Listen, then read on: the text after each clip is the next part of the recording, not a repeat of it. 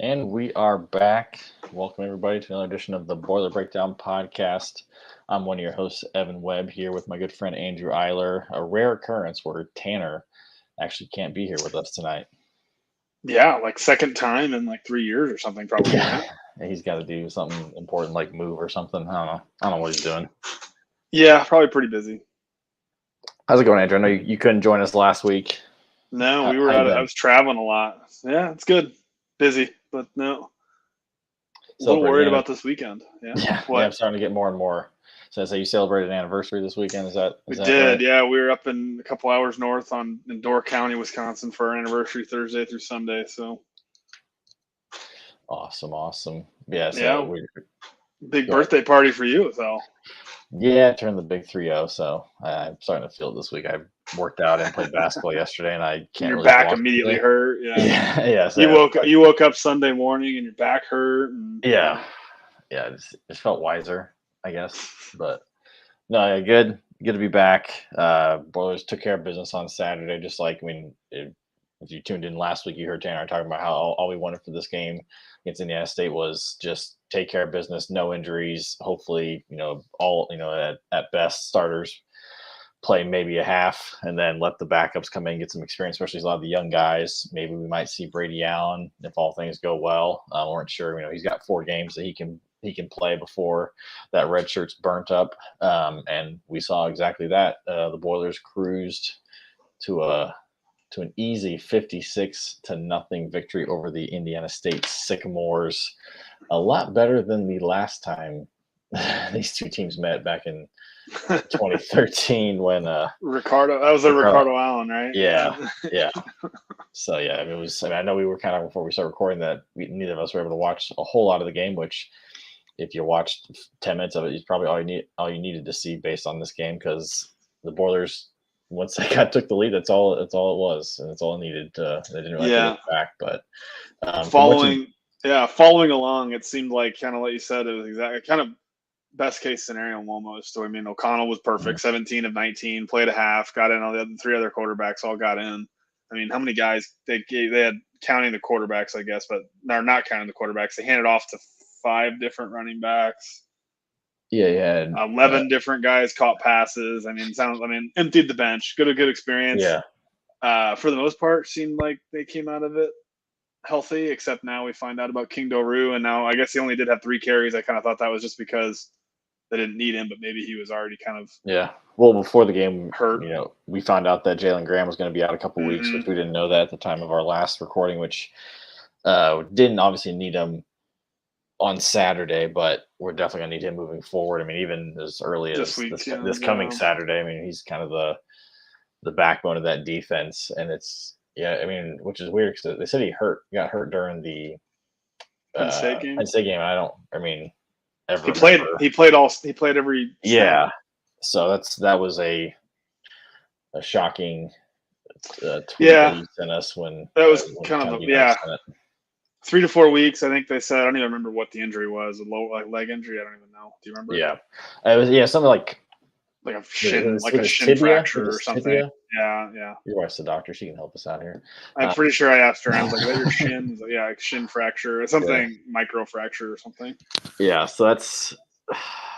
I mean, I guess if anything, I'd rather it happen now than the Big Ten season. But I mean, because you got Indiana State, Syracuse, and then is it Florida Atlantic, which hopefully you won't need him much. And then at that point, maybe he's back, because then it's been the 3 weeks and this is 3 to 4 weeks. So he's good. The one game that you'd like to have him is probably this week coming up against Syracuse. But as you kind of already mentioned, Aiden O'Connell. I mean, pretty much a perfect game. 17 of 19, 211 yards, 4 touchdowns. Once again, back-to-back games of Charlie Jones, Chuck Sizzle, taking the nation by storm. 10 targets, 133 yards, 3 touchdowns. So he got 3 of what I assume is Aiden's 4 touchdowns. Yeah, the guys didn't throw any. Yeah, and the other touchdown actually went to a former quarterback Paul Ferry, tight end. Oh man, they should have gotten him to throw a pass. That would have been fun. That's what, yeah. So I feel like we got to see at some point, giving the former quarterback. I mean, only 3 punts on the day for Purdue, which I would have guessed less just based off what I was watching. I don't remember. I don't think I ever saw someone punt. That was the only thing. I think Purdue did muff a punt in the second half. I think they did lose, but I think they quickly defense forced a 3-and-out. I believe after that. I don't think Indiana State got a first down after that one. So again, clean it up, learning experience. Who knows at that point? That could have been a. Yeah, I don't remember who it was. Sawinski. Yeah, I think it was Sawinski. Let's see here. Where's the other punt? Fumbles anywhere? Oh, you mean Indiana State only punted 3 times? No, sorry, Purdue punted 3 times. Oh, sorry. okay. Yeah, Indiana State punted 9 times. Yeah, okay. I'm looking at this. It says Purdue had 3 punt returns, so they must have been 6 fair catches or something. Yeah. Yeah, Sawinski looks like Purdue fumbled, had one fumble. Yeah, I think he muffed the punt.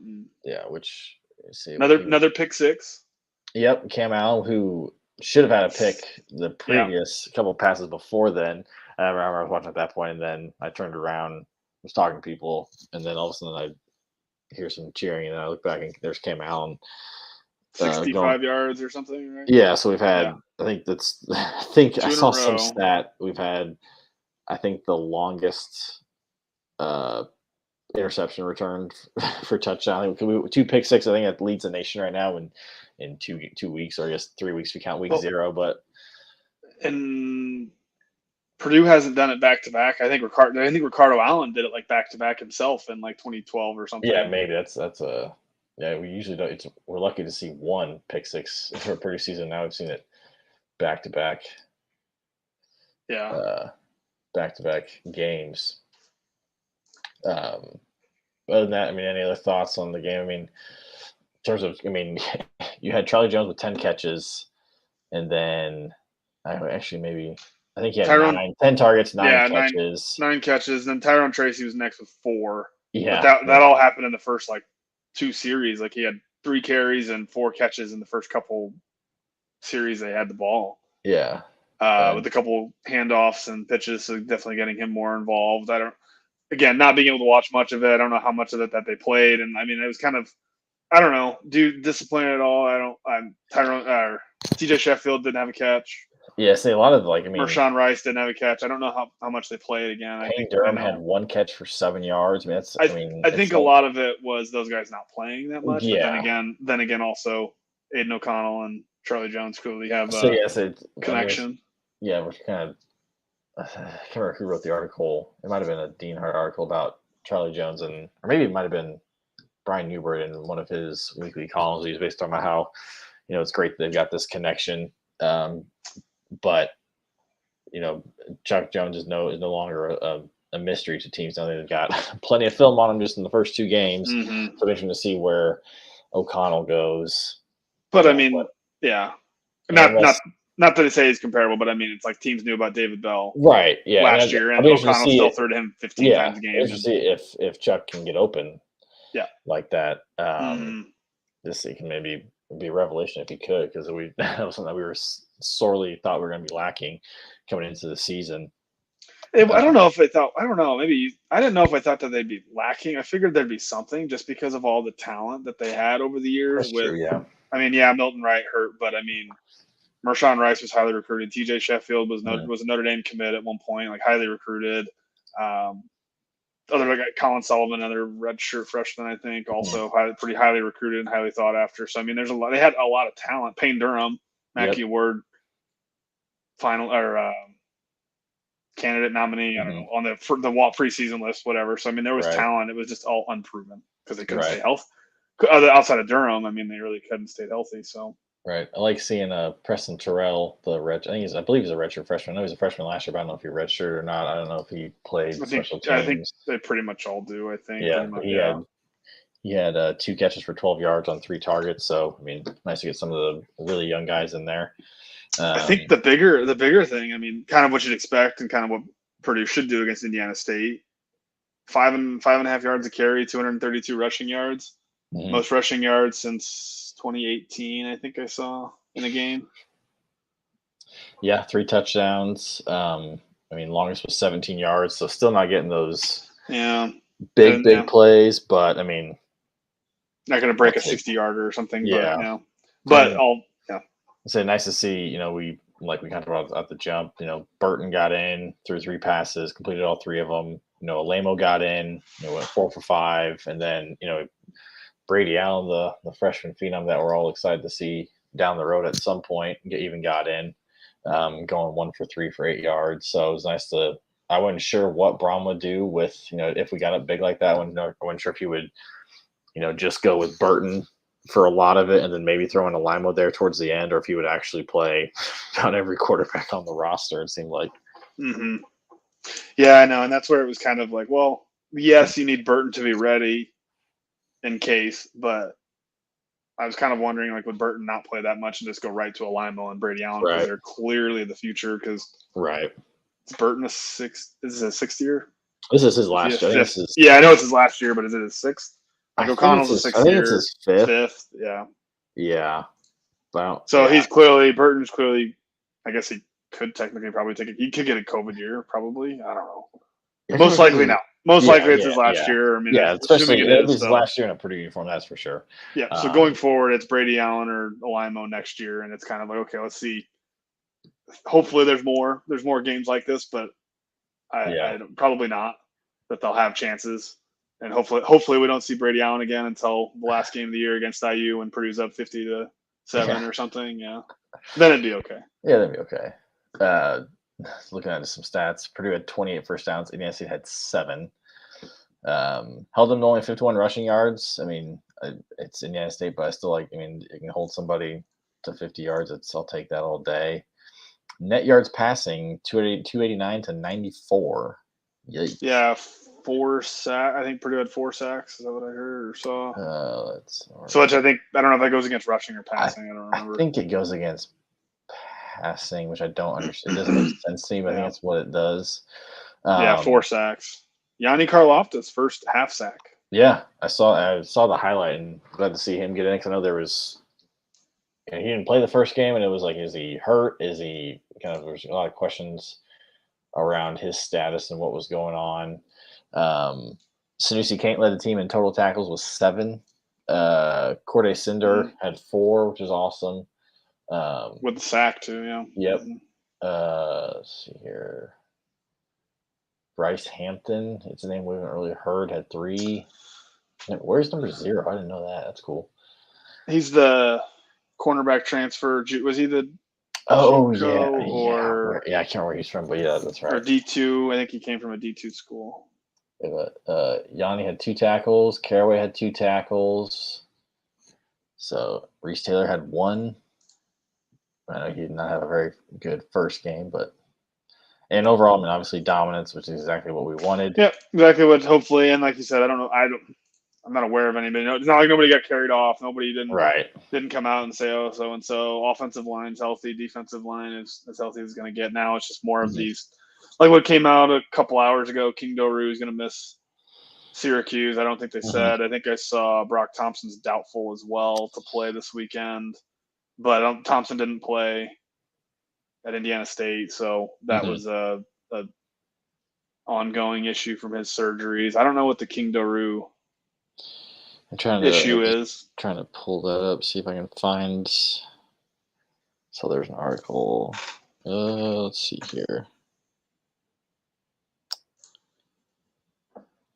But I mean, I know coming in it was okay. Purdue's depth on the running back could be an issue. It was more of just unproven. They don't have like the guy who can take over a game because Doru's solid, but doesn't have the game breaking speed or anything like that. But I mean, again, Indiana State. So it sounds like 2 walk-ons. Sounds like he was hurt going into last week. So it says he tried to play, but he only was able to play just 10 offensive snaps. Brom's hoping to get Drew back for next week for homecoming, but he may not be back until October 1st against Minnesota. So that's a little concerning. Yeah, but I mean that's why they brought in Kobe Lewis. Yeah, Kobe Lewis. We got Dylan Downing still. So and then Maccabee was actually the other walk-on that was leading rusher against Indiana State. Yeah. And then Tyrone Tracy got some handoffs. I bet he gets more involved now this week because they want to get him the ball. And that was the article I think they had out there that he I think he was a running back in high school and maybe even came out of high school kind of as a running back. And he even said, I think it's more natural for him for the handoffs and short swing passes, passes than the more downfield. Yeah, the short passes are definitely something we need to get him involved more just because we don't have the running game that we'd like to have, and just being able to, like we've kind of talked about over the last couple of weeks, of just, having it just be an extension of the run game, those short passes that I wish we would have done at the end of the Penn State game versus trying to go vertically just to get the clock moving. Gosh, it seems like for 5 years. I mean, I guess it was better his first couple of years when the offensive line was older and bigger. This first couple of years and more talented. But God, use those short passes as the extension of the running game. We've been saying that forever. It seems like. Yeah, because Purdue can't run it up the middle, or because they can't control the line, or have it. Which is odd because this is probably one of Brom's best offensive lines he's had since his first year, probably, right? Yeah, and I really like the offensive line, but just when you're playing Penn State, when you're playing Wisconsin, with those, it's just a different level of athlete on the line, which is unfortunate. But also, it's not hard if you're an opposing coach to recruit a running back away from Purdue because we just don't run the ball. So if you're going to one of your running back featured, and you're going to go where they actually run the ball, or where you're doing a lot of play action pass blocking. But moving on to the new week, first road game of the season, heading not the Carrier Dome anymore. Not the Carrier Dome, as I saw earlier. It's the JMA Wireless Dome. We'll play the Boilers travel noon on Saturday, September 17th, to play the Syracuse Orange. I honestly, I don't think. I wonder. I did not know anything about Syracuse other than thinking like, oh, they're not very good. Right. Before the year, when we did the confidence picks 3 weeks ago, they probably were. I don't know if I probably had that list over here somewhere. I wrote down. They probably were like 9 or 10 or something like that, which they probably should be. But now the more I read about them, I'm like, crap. Yeah, I had Syracuse as a 10. Syracuse the 10. So Indiana State was 12, FAU was 11, Syracuse was 10. Yeah, I might change. I would probably change that if we redid it. Just because I know. So they're coming off. They beat Louisville week 1 pretty handily. I think it wasn't like 30-7 or something. Yeah, it was. So that, again, Louisville, who knows? They look pretty. I have not watched a minute of Louisville or Syracuse football, honestly, but from all of everything I've heard on the 7. Yeah.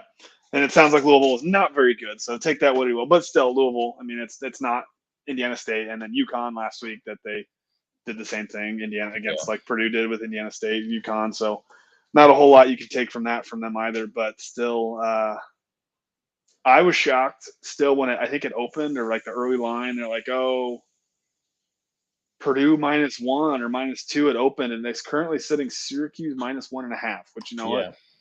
Home team counts for something, but still, that's kind of surprising. I don't know. Yeah, I thought. Probably at the start of the year, I probably thought we were probably maybe like 4 to 7 point. I was thinking like 6 or 7. I was thinking like a touchdown favorite. But yeah, after even that's the point now we're hearing like seeing things on Twitter from like Syracuse people, like radio personalities out that way, and basically like almost confident that Syracuse is going to really have no problem with Purdue, which is.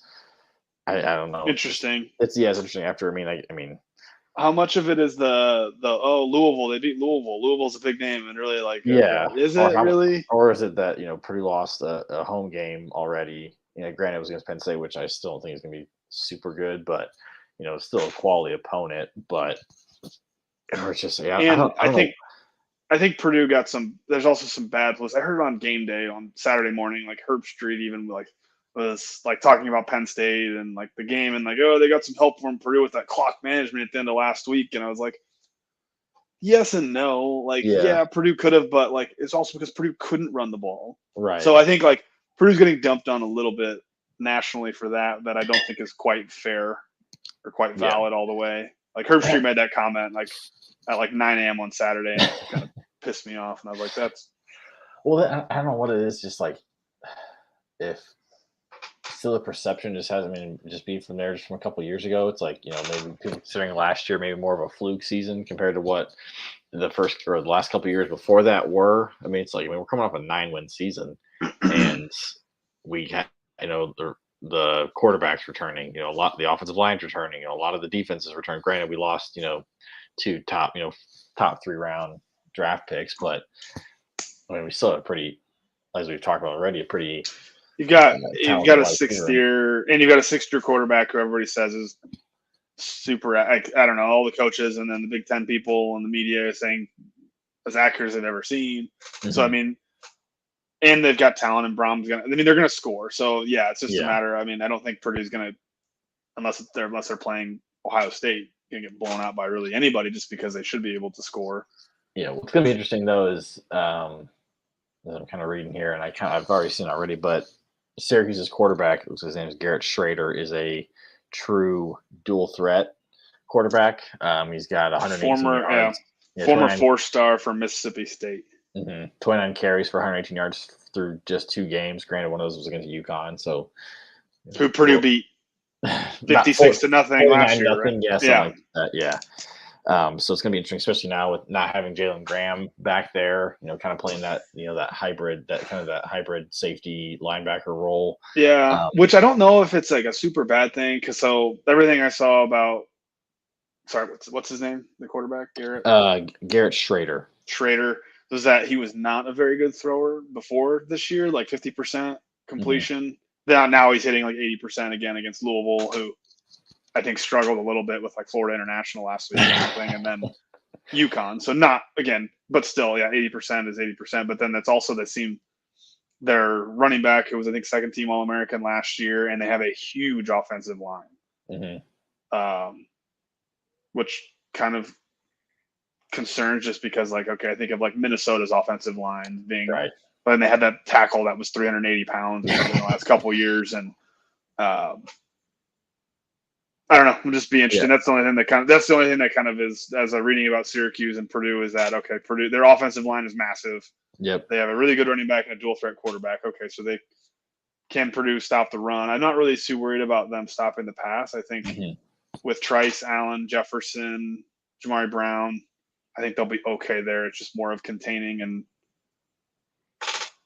Tucker, the running back, and then the quarterback options. Yeah, says Tucker. He's a 2nd team AP All-American last year after rushing for almost 1,500 yards.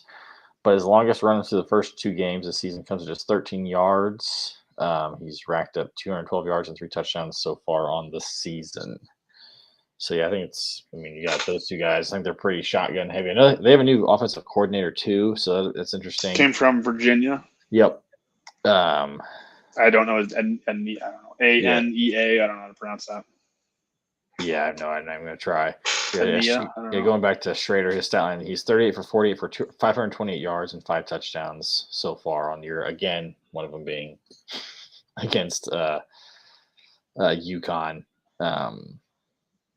I don't think they really have any receivers that strike a whole lot of fear. I think the biggest thing is just if we can't contain him on the run, that's where it's going to get really dicey. Which if we play his run, I'm sure he'll be able to just kind of dump it right over the top of our defenders.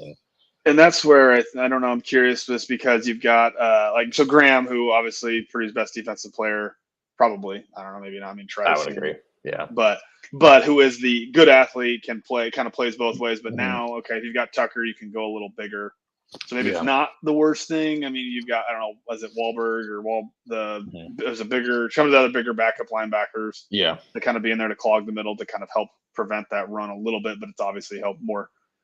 You'd want your best defensive player out there, probably your best athlete, with him and OC Brothers to kind of help on the edges with the quarterback runs and. And what I do think, you talk about the offensive line too, like where I think we have a benefit there is just how much we've played so many guys so far. Our depth is pretty deep on both sides of the line, but especially on the defensive line, where if it is more of a battle down there, like we can, hope so. That we've got guys we can rotate in if guys are getting gassed. So it's by the time by the end of the game, it's not like you sometimes have seen in the past where our teams are just too tired to put up a fight and they can just run it down our throat. Yeah, because it just seems the depth. Because if Purdue can contain, not let Tucker beat them on the ground or let Schrader beat them with his legs and make him throw it, I don't think. I know he's obviously started off great. He's had 2 years. Maybe he's improved a lot, but just based on history, I don't know if he can I feel pretty good if Purdue makes them pass it, I guess. Yeah. Defensively. Got a comment here from Big Time Boiler. Syracuse fans quickly getting on my list of most getting faded bases similar to the other Orange teams, Illinois and Tennessee. Which, yeah, because I saw actually Big Time Boiler had a tweet. I think that's kind of where I was reminding him from, where he says, like, the respect for Purdue is just not there, which is odd given the season that they just had. You'd think you'd have, some level of respect for them. But I don't know if it's just East Coast thing, East Coast arrogance. I mean, I think it's the Louisville. I think if they beat Louisville and it's assumed that that's a big win. And it's a good win. Like, I'd be pumped. It's the job that Jeff Brom won. We beat him, so we're gonna have. Which is not even like. I mean, I can get it. Like, if you're like a basketball Syracuse fan, I mean, to a point, they haven't been very good really recently. With Boeheim being a walking corpse. But football. I mean, I can't remember the last time Syracuse had a good football team. Granted, I don't pay attention to ACC football that often, but actually, they're in the ACC. Yeah, they're in the ACC now. It used to be Big East, but. My only remembrance of Syracuse football is when Purdue stomped them like 59-0 on Labor Day weekend in like 2004. Any other thoughts on the game? I know we don't have a whole lot going on this week. I don't know. So I think we talked about Syracuse. We didn't talk about Purdue's offense against Syracuse defense. How do you feel? I mean, O'Connell, you always feel pretty good. I don't know. How do you feel? Even without Doru and probably Brock Thompson. Who knows on Mershawn Rice? I haven't heard anything, but I don't know. How do you feel? I think. I mean, with O'Connell back there, I feel pretty confident. I mean, more so than I have over the last couple of years with guys. Probably haven't felt as confident than I have as I have since we had like Blau or Sindelar back there. You felt more confident with Blau or Sindelar than O'Connell? No, I say it's about on that part level, like because like last year it was, Plummer couldn't really get things going, and then like O'Connell first was like, oh, we got He was like, oh, he's a walk-on, like, he's unathletic walk-on who stands back there with our bad line, and Plummer at least can move. He shut everybody up last year, but my biggest thing is until he can get other guys involved, that's my only worry. Is just, and especially when I was at the Penn State game, it just felt like he wasn't even looking in other guys' direction. He was just throwing to Charlie. Every time, I don't blame him. If he was catching the ball, I mean, it's kind of like you said with David Bell, if he's going to catch it, then give him the ball. But I like to see get some other guys involved just to open up the field a little bit more for some of these guys. But that's kind of my big question mark, is kind of seeing where that where he goes, and what Syracuse does to try and take Jones away. The one thing I have seen a lot of people on the boards talk about is how small Syracuse's defensive line is. Like, I think one of their starting defensive ends is like listed at like 212 or something. Wow. Something like super small, comparatively to normal like Big Ten defensive lines and offensive lines. So that kind of gave me hope that maybe, I know now without Daru, but that maybe Purdue could run a little bit and kind of get some balance to actually. Yeah, obviously they're always always going to be the downfield passing and use the pass, but at least have some balance, and with a threat of the run that they might be able to. They're going to get 6 yards up the middle, so we can't totally forget about Purdue running the ball, and then that opens up the passing, just makes everything better, obviously. But that kind of gave me a little bit of hope that optimism that Purdue's offense isn't going to have a whole lot of problems. Which just sucks. So this is where Garrett Miller, I think, would be huge, because it would just. One, he was a good blocker, where Teferi struggles, but I think it would really help open up the field for Payne and get him some. What's the? Are we going to see? I want to see. There's the offensive, the freshman, redshirt. Is it the 2M Musa? I don't remember. One of them. Musa Mbo or something like that. Is he the one that's brought in as like the 6th offensive lineman as a tight end, basically? And I think they even said if he does a little better blocking, they said he might get the ball. I want to see him. I want to see him on a goal line, like 3rd and 1, and he dives out he catches a pass. I want to see an offensive lineman touchdown pass to a 310-pound guy. Tanner, I kind of talked about last week in the first game was how much better. I mean, how much better our red zone offense performed compared to last year. Like, we scored, I think, about every time we were in the red zone in the Penn State game. So that's been a nice surprise. But it's like, why not give it to the big guy when we're down there, just to move that line a little bit. Yeah, that's what they said. They said he's the one from Wisconsin. Yeah, he's from Wauwatosa up here, who played basketball, and I remember seeing a picture of him in high school dunking. I think he was playing even with a mask on. I remember. Yeah. I think I was like, "What the?" It was crazy. Yeah, big kid, but he can move really well. Yeah. He has some skill to him, kind of reminded me of like Trayvon Williams when he was in high school, kind of just a big, kind of a little on the chubby side. He's like, as a 17, 18-year-old kid would be. But a freak athlete. But a freak athlete, yeah. Yeah. Want to pick some games? Yeah. Let's do it. Oh my God, poor UConn. Before we get to that, we're gonna give a shout out word or give a word for our sponsors. First up, we got Mad Mushroom Pizza. I don't have the ad read because I don't think Tanner sent it to me, so I'm gonna kind of fly by the seat of my pants here. But bring up that pizza of the month. With pizza of the month, we talked about it last week. It's September. Pizza of the month. September pizza of the month is Josh's Tasty Meatballs, our traditional pizza sauce topped with meatballs, onions, banana peppers, mozzarella cheese, and finished with a hot sauce drizzle. Served with a side of ranch for starting at just $14. I'm trying to bring up and if you are in town, whether you're spending the weekend at Purdue, use promo code if you're ordering online, use code BREAK5 for $5 off any order over $20. This pizza of the month is $14. All I need is get a side of cheese sticks as well. You're gonna be over that $20 mark, get $5 off. Or if you're in town, stop and tell them Boiler Breakdown sent you as well. We're happy to have Mad Mushroom back again as a sponsor. Great people, and I mean, home the original cheese sticks. You really can't go wrong there. All right, so we're gonna hop into some Big Ten here. Yeah, poor UConn. Saturday at noon on ABC, UConn travels to the Big House against number 4 Michigan. The spread is 47.5. I think they cover. I think they cover. I think it's going to be worse than the Purdue Indiana State game. And then, sadly, not the game we were hoping to see because our beloved legend of a coach, Scott Frost, has been. Oh yeah, we didn't get to talk about that. Yeah, given the boot, got his $15 million to get the hell out of town 3 weeks early than before his buyout dropped. And it was cut in half or something like that. Yeah. Oklahoma, number 6 Oklahoma travels. Wait, is this actually in Nebraska or is this it's in Lincoln. Okay, I wasn't sure if it was a neutral site, but travels to Lincoln, face the Cornhuskers. Oklahoma's 11-point favorite. I kind of want Nebraska to win. Yeah. As much as it was as fun as it was to listen and see Scott Frost lose, now it's kind of like I kind of hope they win like 8 games.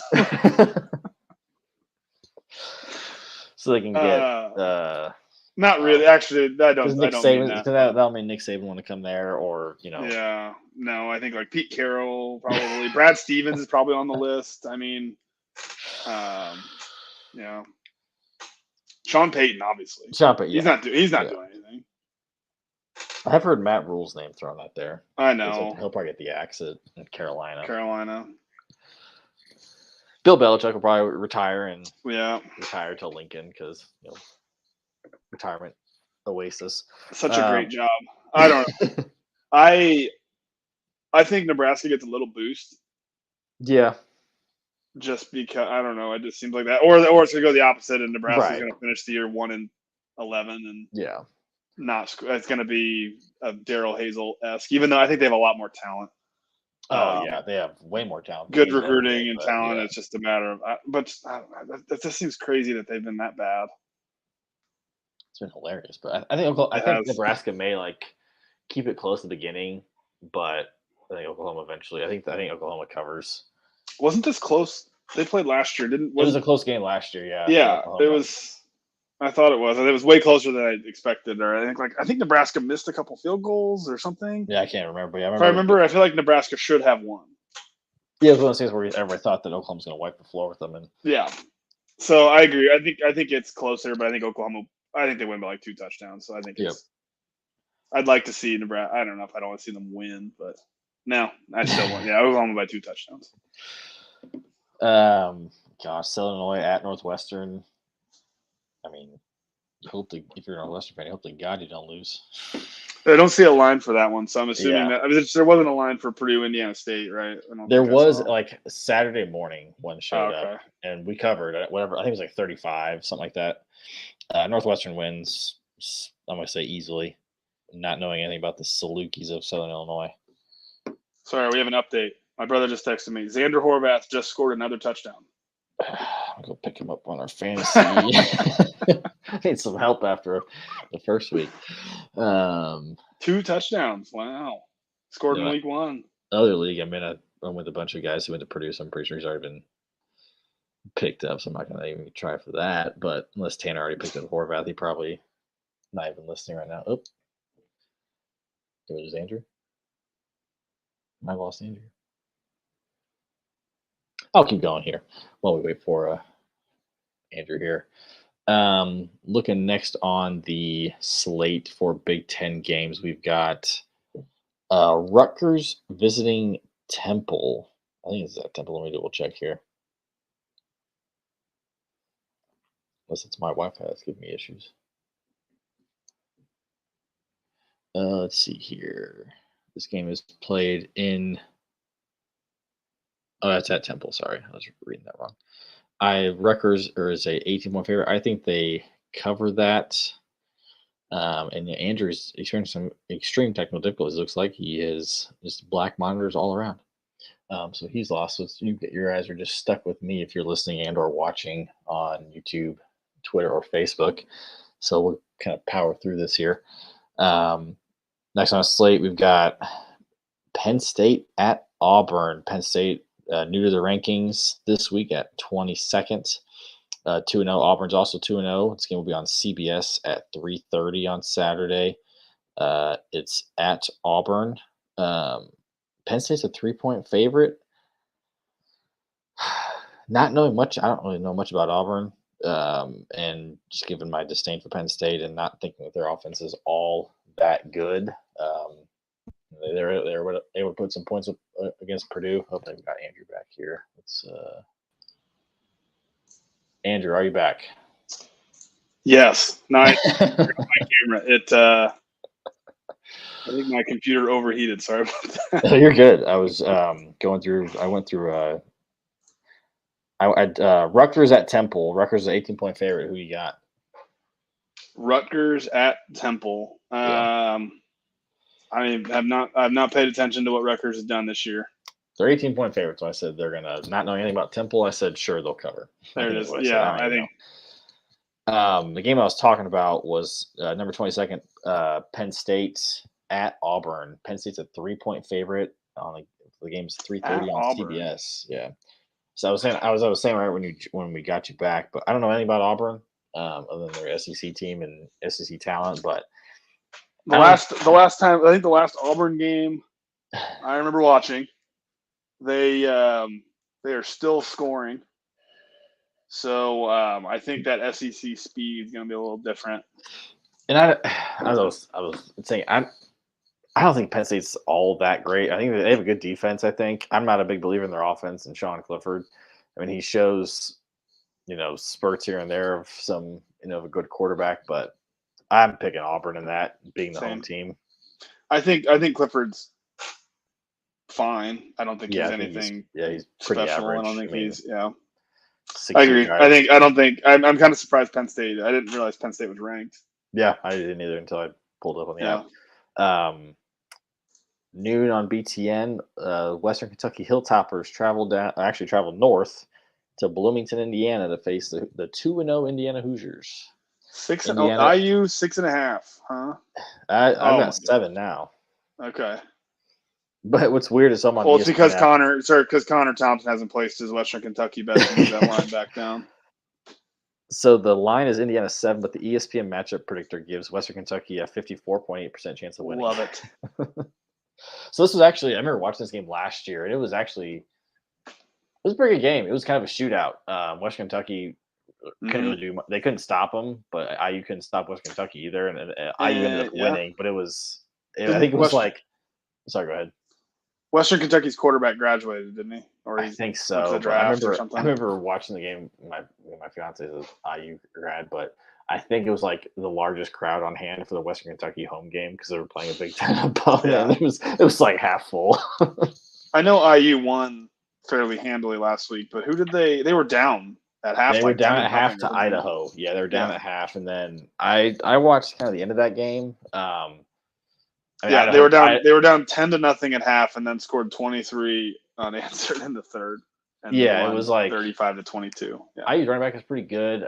Idaho really couldn't stop him, but then there was a couple times where IU couldn't stop Idaho's passing game kind of towards the end. I mean, the game was already like IU had the lead comfortably, but Idaho would be like, oh, they're within 9 all of a sudden now, and then like IU would score and some, but it was just like it was. But I want to pick Western Kentucky so bad. I'm picking Western Kentucky. Well, split. I think Indiana wins a squeaker. I don't think they cover though. Next we've got Colorado at Minnesota. Minnesota's a 27.5 point favorite. Didn't realize Colorado was 0-2. Did not know they were that bad. Okay, I'm gonna say Minnesota covers. I don't think they do. I don't think they cover. Again, I think Tanner Morgan's in that same as like Sean Clifford, where he's not as. I guess they have Ibrahim back too, but he was hurt last year, I believe, wasn't he? The running back from Minnesota. Yeah, I think they win by like 21. I think it's like 3 touchdowns. I don't think it's 4. Skipping some of these games because I don't really care about Ohio State and Toledo. Yeah, I mean, or Wisconsin versus New Mexico State. Ohio State Toledo is only 32, but Michigan I know, I was looking at that. and UConn is 47 and a half. Is it really? I feel like those should be flipped. Yeah, I don't know much about Toledo, but I don't either. But it's Ohio State, and Ohio State is Ohio State. I mean, Ohio State's going to be favored by 32 against like Northwestern. Yeah, they are. This could be a good game at 7:30 on ABC. Michigan State, number 11 Michigan State, travels to Seattle to face the Washington Huskies with some former Big Ten ties with Washington's coach DeBoer, former coordinator at Indiana, and then obviously Jamarcus Shepard, the wide receivers coach, and Michael Penix Jr. Yeah. So former who's also 6. I just see him in like the key players. 682 yards, 6 touchdowns, 1 pick through 2 games. So I mean, hey, good decision by him. Yeah. Oh, I think also, man, I believe he played for DeBoer too. Yeah. So I makes sense for him because that's when he played really well at Indiana was under him. Mm-hmm. Washington's a 3-point favorite.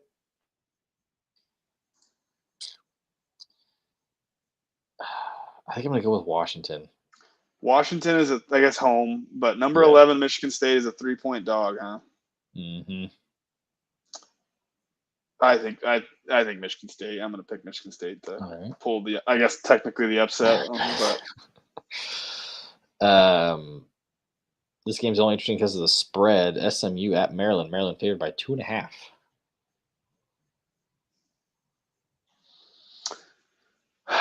I think I want to pick Maryland just because I think I want that to be a bigger game when Purdue gets to go out. They go out east. That's exactly why I want them to win. After that, I don't really care. After we play them, I care if they do.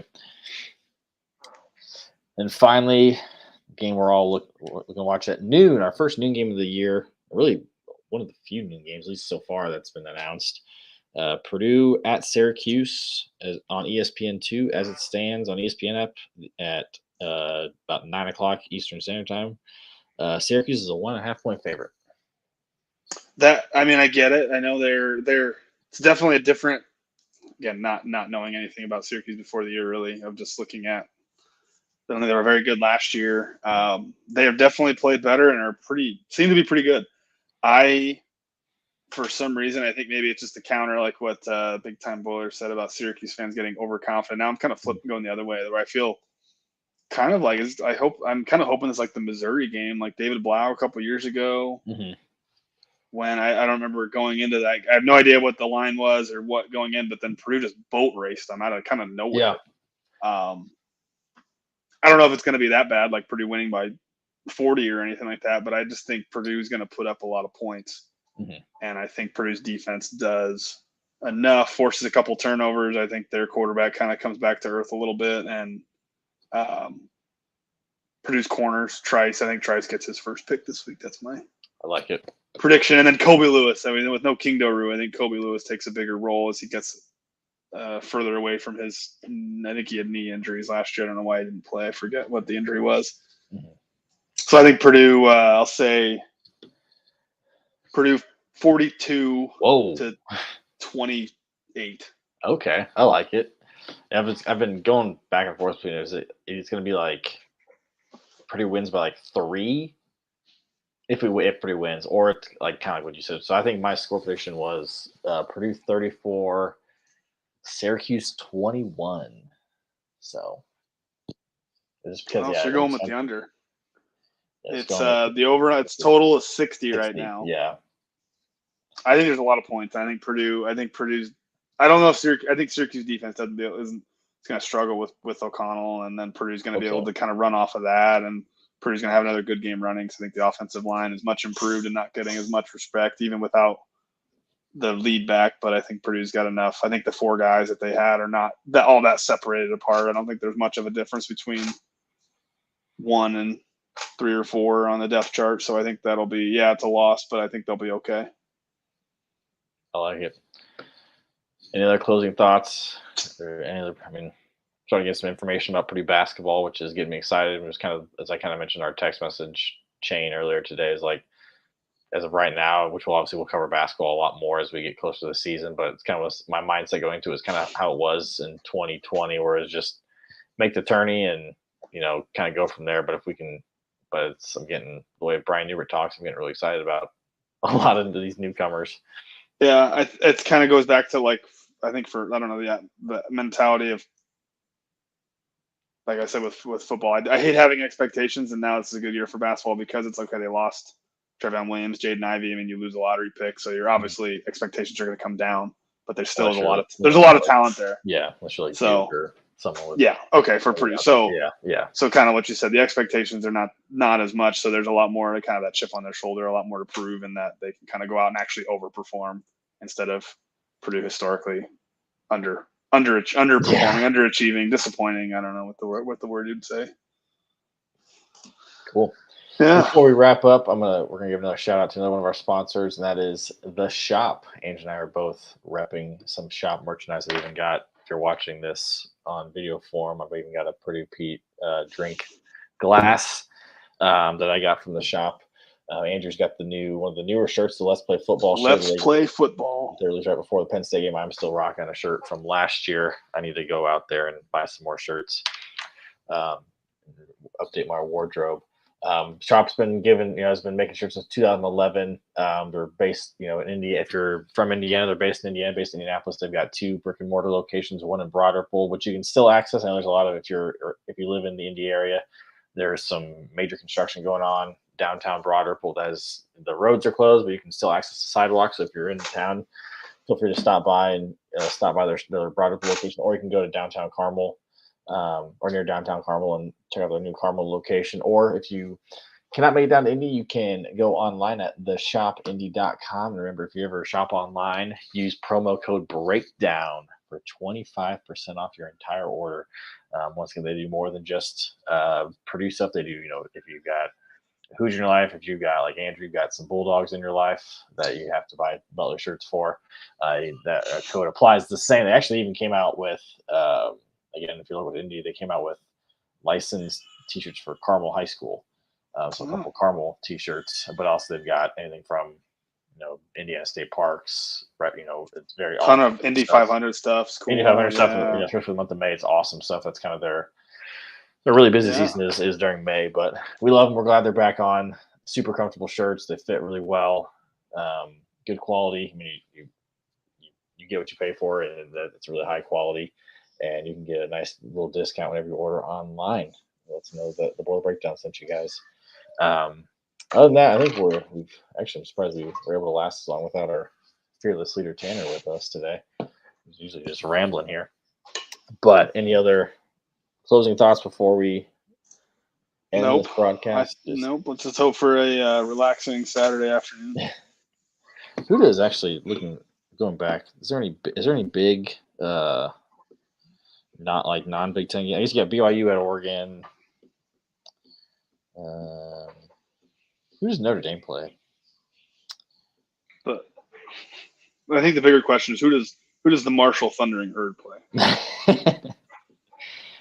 Very true. Other than that, I got nothing. No. Like you say, Andrew, just take care of business. Let's shut all these East Coast Syracuse fans, football fans. I didn't really know there were Syracuse football fans. Let's shut them up and let's boil her up and hammer down, beat the Orange.